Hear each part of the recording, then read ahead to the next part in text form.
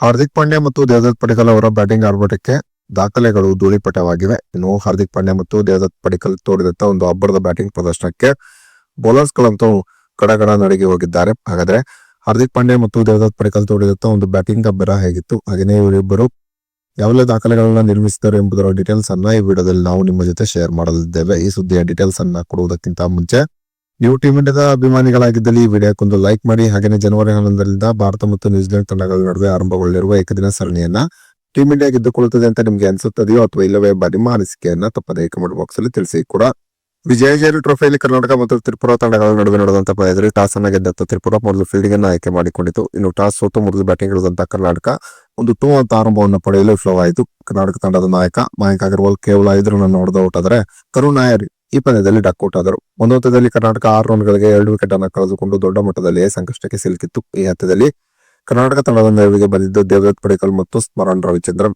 ದೇವದತ್ ಪಡಿಕಲ್ ತ್ರಿಪುರಾ ಎದುರು ನಡೆದಂತಹ ಪಂದ್ಯದಲ್ಲೂ ಕೂಡ ತುಂಬಾ ಆರ್ಭಟದ ಬ್ಯಾಟಿಂಗ್ ಪ್ರದರ್ಶನವನ್ನ ಮುಂದುವರಿಸಿದರು. ದೇವದತ್ ಪಡಿಕಲ್ ತ್ರಿಪುರಾ ಎದುರು ನಡೆದಂತಹ ಪಂದ್ಯದಲ್ಲಿ ಕೇವಲ 120 ಎಸೆತದಲ್ಲಿ 108 ರನ್ಗಳನ್ನು ಹೊಡೆದರು. ಇದರಲ್ಲಿ 8 4 ಮತ್ತು 3 ಭರ್ಜರಿ ಸಿಕ್ಸರ್ ಸೇರಿತ್ತು. ಹೀಗೆ ತ್ರಿಪುರಾ ಎದುರು ನಡೆದಂತಹ ಪಂದ್ಯದಲ್ಲಿ ದೇವದತ್ ಪಡಿಕಲ್ ಒಂದು ಸ್ಫೋಟಕವಾದಂತಹ ಬ್ಯಾಟಿಂಗ್ ಪ್ರದರ್ಶನ ತೋರಿ ಈ ಪಂದ್ಯದಲ್ಲೂ ಕೂಡ ಸೆಂಚುರಿಯನ್ನ ಸಿಡಿಸಿದರು. ವಿಜಯಜೇರಿ ಟ್ರೋಫಿಯ ಈ ಸೀಸನ್ ನಲ್ಲಿ ದೇವದತ್ ಪಡಿಕಲ್ ಆಡಿದಂತಹ 5 ಪಂದ್ಯಗಳಿಂದ 4 ಸೆಂಚುರಿಯನ್ನ ಸಿಡಿಸಿದ್ದಾರೆ. ಇನ್ನು ಈ ಬಾರಿಯ ವಿಜಯಜೇರಿ ಟ್ರೋಫಿಯಲ್ಲಿ 500ಕ್ಕಿಂತ ಹೆಚ್ಚಿನ ರನ್ ಗಳಿಸಿದ ಮೊದಲ ಬ್ಯಾಟ್ಸ್ಮನ್ ಎಂಬ ಹಿರಿಮೆಗೂ ಕೂಡ ದೇವದತ್ ಪಡಿಕಲ್ ಪಾತ್ರರಾಗಿದ್ದಾರೆ. Devdutt Padikkal list time cricket ನ ಕಳೆದ 37 ಇನ್ನಿಂಗ್ಸ್ ಗಳಲ್ಲಿ 12 ಸೆಂಚುರಿ ಮತ್ತು 12 ಅರ್ಧಶತಕವನ್ನ ಸಿಡಿಸುವುದರ ಮೂಲಕ ದೊಡ್ಡ ದಾಖಲೆಯನ್ನೇ ನಿರ್ಮಿಸಿದ್ದಾರೆ ಅಂತಾನೆ ಹೇಳಬಹುದಾಗಿದೆ. ಒಂದು ಕಡೆ ಬರೋಡಾ ಮತ್ತು ವಿದರ್ಭ ತಂಡಗಳ ನಡುವೆ ನಡೆದಂತಹ ಪಂದ್ಯದಲ್ಲಿ ಹಾರ್ದಿಕ್ ಪಾಂಡ್ಯ ಒಂದು ಅಬ್ಬರದ ಬ್ಯಾಟಿಂಗ್ ಪ್ರದರ್ಶನವನ್ನು ತೋರುವುದರ ಮೂಲಕ ಮಿಂಚಿದ್ದಾರೆ. ಈ ಪಂದ್ಯದಲ್ಲಿ ವಿದರ್ಭ ಟಾಸ್ ಅನ್ನು ಗೆದ್ದು ಮೊದಲು ಫೀಲ್ಡಿಂಗ್ ಅನ್ನು ಆಯ್ಕೆ ಮಾಡಿಕೊಂಡಿತು. ಇನ್ನು ಬರೋಡಾ ತಂಡದ ಪರವಾಗಿ 7ನೇ ಕ್ರಮಾಂಕದಲ್ಲಿ ಬ್ಯಾಟಿಂಗ್ ಮಾಡಲು ಬಂದಂತಹ ಹಾರ್ದಿಕ್ ಪಾಂಡ್ಯ ಕೇವಲ 92 ಎಸೆತದಲ್ಲಿ 133 ರನ್ಗಳನ್ನು ಹೊಡೆದರು. ಇದರಲ್ಲಿ 8 4 ಮತ್ತು 11 ಭರ್ಜರಿ ಸಿಕ್ಸರ್ಗಳು ಸೇರಿದ್ದವು. ಹಾರ್ದಿಕ್ ಪಾಂಡ್ಯ 44 ಎಸೆತದಲ್ಲಿ ತಮ್ಮ ಅರ್ಧಶತಕವನ್ನು ಪೂರ್ಣಗೊಳಿಸಿದರು. ಒಂದು ಹಂತದಲ್ಲಿ ಹಾರ್ದಿಕ್ ಪಾಂಡ್ಯ 62 ಎಸೆತದಲ್ಲಿ 66 ರನ್ಗಳನ್ನು ಹೊಡೆದಿದ್ದರು.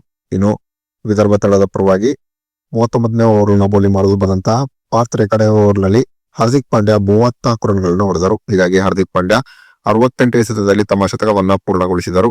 ಪಾರ್ಥ್ ಕಡೆ ಮಾಡಿದಂತ 39ನೇ ಓವರ್ನಲ್ಲಿ ಹಾರ್ದಿಕ್ ಪಾಂಡ್ಯ ಸತತವಾಗಿ 5 ಸಿಕ್ಸರ್ ಅನ್ನು ಹೊಡೆದರು. ಇನ್ನು ಕಡೆಯ ಎಸೆತದಲ್ಲೂ ಕೂಡ ಹಾರ್ದಿಕ್ ಪಾಂಡ್ಯ ಸಿಕ್ಸರ್ ಅನ್ನು ಹೊಡೆದಿದ್ದಾರೆ. ಆಗ 6 ಬಾಲ್ ನಲ್ಲಿ 6 ಸಿಕ್ಸರ್ ಹೊಡೆದ ಹಾಗೆ ಆಗುತ್ತಿತ್ತು. ಆದರೆ ಕಡೆಯ ಎಸೆತದಲ್ಲಿ ಹಾರ್ದಿಕ್ ಪಾಂಡ್ಯ 4 ಅನ್ನು ಹೊಡೆದರು. ಹೀಗೆ ಹಾರ್ದಿಕ್ ಪಾಂಡ್ಯ ಮತ್ತು ದೇವದತ್ ಪಡಿಕಲ್ ಒಂದು ಅಬ್ಬರದ ಬ್ಯಾಟಿಂಗ್ ಪ್ರದರ್ಶನವನ್ನು ತೋರುವುದರ ಮೂಲಕ ಬೌಲರ್ಸ್ ಗಳ ಬೆವರನ್ನು ಇಳಿಸಿದ್ದಾರೆ. ಇನ್ನು ಹಾರ್ದಿಕ್ ಪಾಂಡ್ಯ ಮತ್ತು ದೇವದತ್ ಪಡಿಕಲ್ ವಿಜಯಜೇರಿ ಟ್ರೋಫಿಯಲ್ಲಿ ತೋರಿದಂತಹ ಒಂದು ಆರ್ಭಟದ ಬ್ಯಾಟಿಂಗ್ ಪ್ರದರ್ಶನದ ಬಗ್ಗೆ ನಿಮ್ಮ ಅನಿಸಿಕೆ ಅಭಿಪ್ರಾಯವನ್ನ ತಪ್ಪದೇ ಕಮೆಂಟ್ ಬಾಕ್ಸ್ ಅಲ್ಲಿ ತಿಳಿಸಿ.